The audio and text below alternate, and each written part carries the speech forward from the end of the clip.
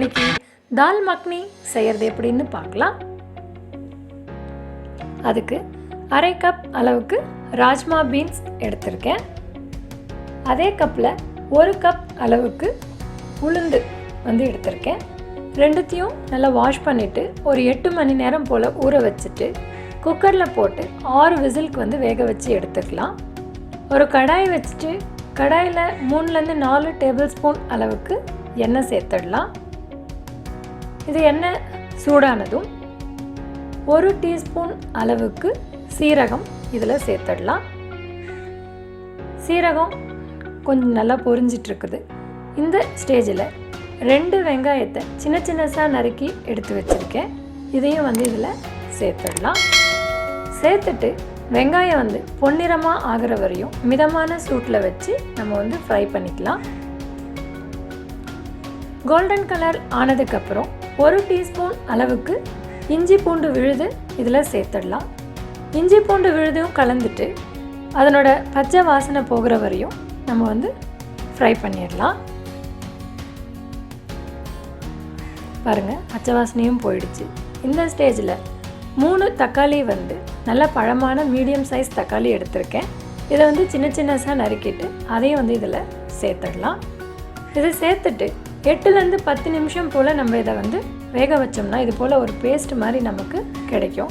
இது பேஸ்ட் போல் வரணும் அப்படிங்கிறதுக்காக தான் நம்ம எண்ணெயும் நிறைய பயன்படுத்துகிறோம்.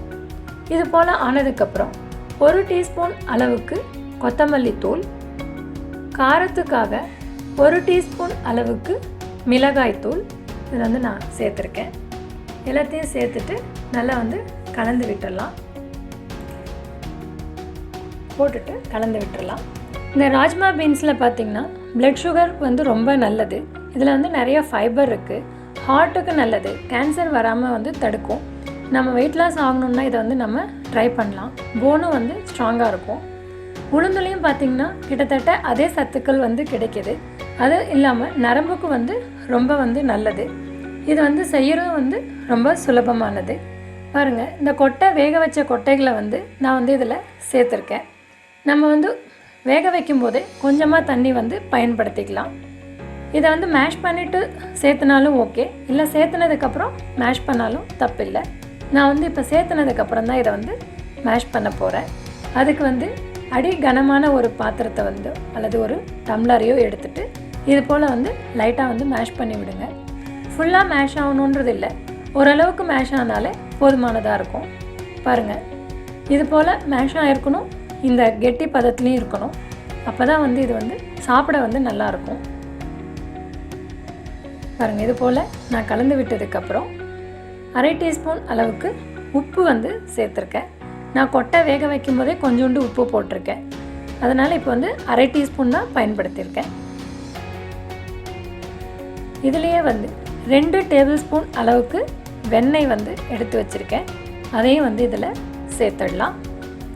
வெண்ணெய் சேர்த்ததுக்கப்புறம் 2லேருந்து 3 நிமிஷம் போல் இதை நல்லா நம்ம கொதிக்க விட்டுடலாம். அந்த கொதிநிலை வர்ற வரையும் இதை நம்ம கிளறி விட்டுடலாம். இது ரொம்ப ஹெல்த்தியான ஒரு ஃபுட். சப்பாத்தி, ரொட்டி, பூரி இதுக்கெல்லாம் நல்ல ஒரு சைட் டிஷ்ஷாகவும் இருக்கும். இது செய்கிறதும் ரொம்ப சுலபமான மெத்தட் தான். பாருங்கள், கொதிக்க ஸ்டார்ட் ஆகிடுச்சு. நீங்களும் வீட்டில் ட்ரை பண்ணி பாருங்கள். உங்களுக்கும் கண்டிப்பாக பிடிக்கும். பிடிச்சதுன்னா என்னோடய சேனலுக்கு சப்ஸ்கிரைப் பண்ணுங்கள். Eat healthy, be healthy. Thanks for watching my channel.